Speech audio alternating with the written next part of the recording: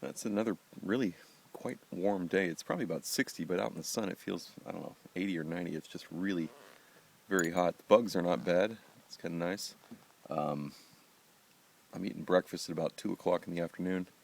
Just not very hungry, but I made up some of these noodles and some tomato sauce and put in some red beans, which is a pretty bad mix. It's just not good.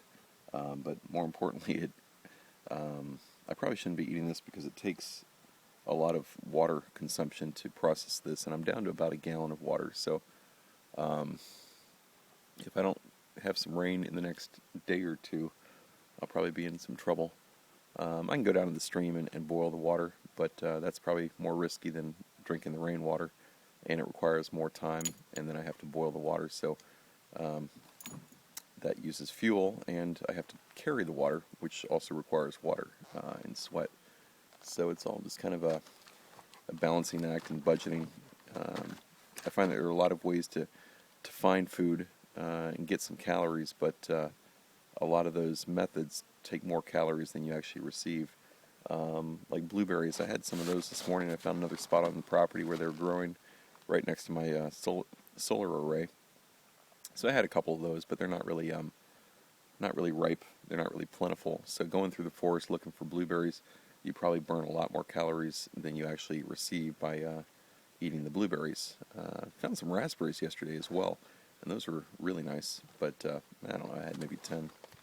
Um, so anyway, I think things are going well, but I'm just tired, and I don't feel like really doing anything. I'd rather just take the day off, but that's probably not advisable. So I'm going to finish this lunch, breakfast, and then probably drink some more of my water,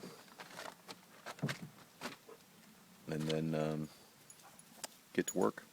So I think I may just tomorrow carry the plywood from that's still on the beach, take it to the base of the hill. It's about a half mile. I could probably do it in 2 hours of really hard work, but I'm just not really feeling motivated. I don't think it's at risk of anyone messing with it, and it's covered, so there's no real risk there either. But it seems like I've got more plywood than I planned, or more than I need, because I did reduce the size of the house. That's actually a good thing. I've got more insulation than I need as well, although my needs are probably higher than I thought originally, so now that I reduced the size of the house, it should come out about right. I think I'll still have some excess, but it's better to have too much than too little. But really today I need to go ahead and finish. I put up some more insulation.